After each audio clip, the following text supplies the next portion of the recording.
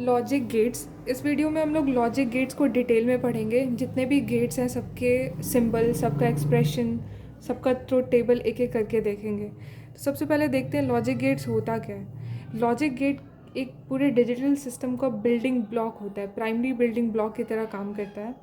ये एक electronic circuit है जिसमें एक या फिर एक से ज़्यादा इनपुट होते हैं, लेकिन आउटपुट एक ही होता है। ठीक है, आगे समझ आएगा इसको डिटेल में।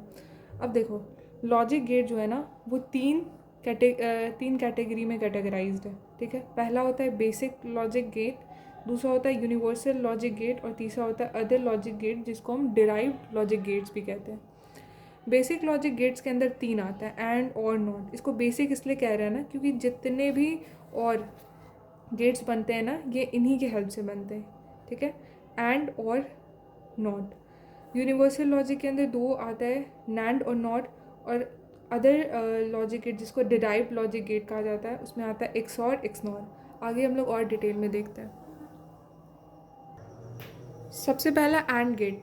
अच्छा, ये पढ़ने से पहले एक चीज़ ध्यान रखना है कि कहीं पे भी अगर लो या फिर फॉल्स यूज़ कर रहे होंगे तो उसका मतलब होता है ज़ीरो, और कहीं पे हाई या फिर ट्रू अगर यूज़ कर रहे होंगे तो उसका मतलब होता है वन। ठीक है, आगे यूज़ होगा। तो एंड जो होता है वो बेसिक गेट है जिसका सिंबल कुछ इस तरीके से होता है। इसमें ए और बी क्या है, इनपुट है, और ये जो होता है ए प्रोडक्ट बी, ये क्या है, आउटपुट है। एंड गेट का जो एक्सप्रेशन होता है वो होता है Y is equals to A product B. ये प्रोडक्ट यानी मल्टीप्लाई को शो करता है। ठीक है, ये इसका ट्रुथ टेबल है। क्योंकि हम दो इनपुट की बात कर रहे हैं ना तो इसमें चार पॉसिबिलिटीज़ बनेगी, 0 0 0 1 1 0 1 1।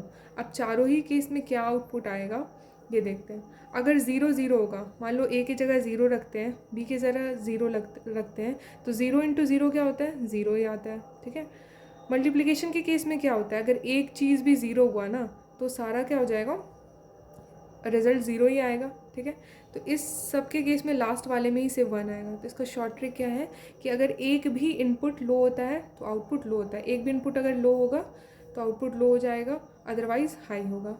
ये था एंड गेट। नेक्स्ट देखते हैं और गेट। और गेट भी एक बेसिक गेट होता है जिसका सिंबल कुछ इस तरह से है। ए और बी इनपुट है, इसका सिंबल ऐसे होता है, और ये होता है इसका आउटपुट। और गेट का एक्सप्रेशन क्या होता है, ए प्लस बी, यानी दोनों इनपुट को ऐड कर देना। अब इसका ट्रुथ टेबल देखते हैं। क्योंकि दो इनपुट है तो चार पॉसिबिलिटीज़ होगी, 0 0 0 1 1 0 1 1।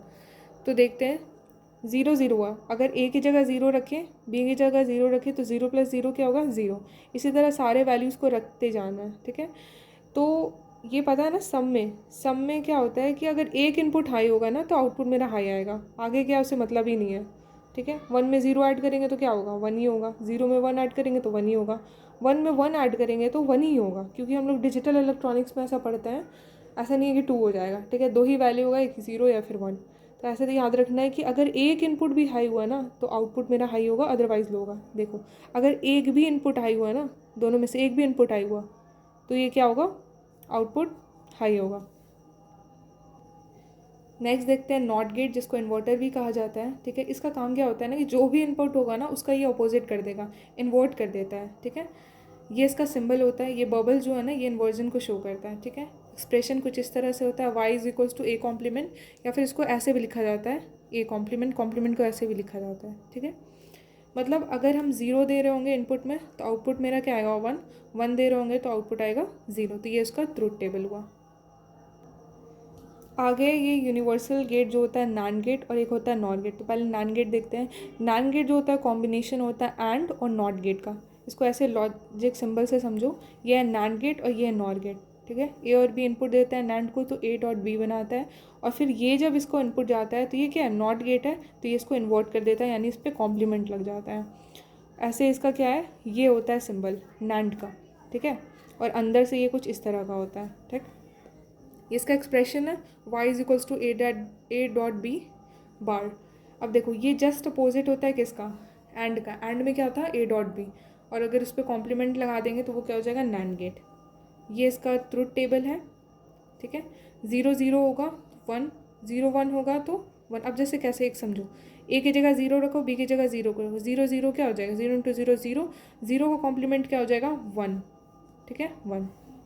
फिर यहाँ पे रखेंगे 0, यहाँ पे रखेंगे 1, 0 इंटू 1 क्या होगा 0, और उसको कॉम्प्लीमेंट करेंगे तो 1, उसी तरह सब कैलकुलेट करते जाना है। अब 1 रखेंगे तो 1 इंटू 1 1, 1 का बार क्या हो जाएगा 0, तो ये जाएगा। इसको सिंपल ऐसे रख सकते हैं ट्रिक से, अगर एक भी इनपुट लो हुआ, अगर एक भी इनपुट लो हुआ तो आउटपुट क्या हो जाएगा हाई, क्योंकि ये तो इन्वर्ट कर देगा, अदरवाइज होगा 0। अब देखते हैं नॉर गेट, जो कि और नॉट गेट का कॉम्बिनेशन होता है। ये इसका इस तरह से सिंबल होता है। ये है और गेट, ए और बी क्या है इसका इनपुट है, तो और का काम क्या होता है ए प्लस बी, ठीक है। और फिर ये नॉट गेट है, ये इस पर कॉम्प्लीमेंट लग जाएगा, ये इसका नॉट गेट का सिंबल है, ठीक है। एक्सप्रेशन क्या होता है, Y is equals to A plus B का बार ऊपर में कॉम्प्लीमेंट लग जाता है। ये अगर देखेंगे तो नॉट गेट का क्या है, नॉट गेट का एकदम उल्टा है, ठीक है। अब देखो उसी तरह अगर ज़ीरो, ए की जगह ज़ीरो रखेंगे, ये इसका ट्रूथ टेबल है, बी की जगह ज़ीरो रखेंगे तो 0 प्लस 0 क्या होगा 0, और उसको कॉम्प्लीमेंट करेंगे तो क्या हो जाएगा 1, बाकी ऐसे ही करते जाएंगे तो सारा 0। तो इसको ऐसे याद रख सकते हैं कि कोई सा भी इनपुट अगर हाई हुआ, any of the input is high, तो आउटपुट क्या हो जाएगा लो, क्योंकि फिर वो कॉम्प्लीमेंट होगा तो 0 हो जाएगा। एक्सॉर गेट, एक्सॉर गेट का सिंबल कुछ इस तरह से होता है, ठीक है। ये दिख रहा है ए और बी इनपुट है, ये आउटपुट है। वाई इज इक्वल्स टू, ये एक्सॉर का सिंबल होता है प्लस सर्कल में, ठीक है। और इसको इस तरह से भी लिख सकते हैं A bar B plus A B bar, ठीक है। ये इसका ट्रूथ टेबल है कि अगर इस पर वैल्यू रख के देखोगे तो आंसर आ जाएगा, ए की जगह वैल्यू रखना है, बी की जगह वैल्यू रखना ही होगा।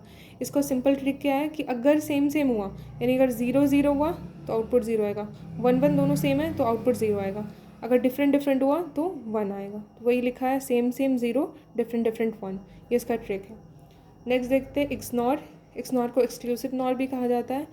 ये क्या है, ये इसका कुछ इस तरह सिंबल होता है। ये क्या है, एक्सॉर में बस नॉट गेट लगा दो तो ये बन जाएगा एक्सनॉर, ठीक है। इसका सिंबल एक्सनॉर का क्या होता है, इस तरह का होता है, जिसको अगर एक्सॉर के फॉर्म में लिखें तो इस तरह से होता है, एक एक्सॉर बी और उसका कॉम्प्लीमेंट कर देंगे। और ये इस तरह से भी होगा, A bar B bar plus A B, यानी ये तीनों तरह अगर दिया रहेगा तो ये क्या है एक्सनॉर का ही एक्सप्रेशन होता है। वो यहाँ पे लिखा हुआ है, ये देखो एक्सप्रेशन है, इसको इस तरह से भी लिखा जाता है, इस तरह से भी लिखा जाता है, इस तरह से भी लिखा जाता है, ठीक है। इसका ट्रूथ टेबल है, यहाँ पे ए और बी का वैल्यू रख के देख लो। इसका भी ट्रिक है कि अगर सेम सेम होगा तो आउटपुट 1 आएगा, डिफरेंट डिफरेंट होगा तो 0। ये बिल्कुल मतलब क्या है उल्टा है, एक्सॉर का उल्टा है एक्सनॉर, ठीक है, जस्ट रिवर्ड्स।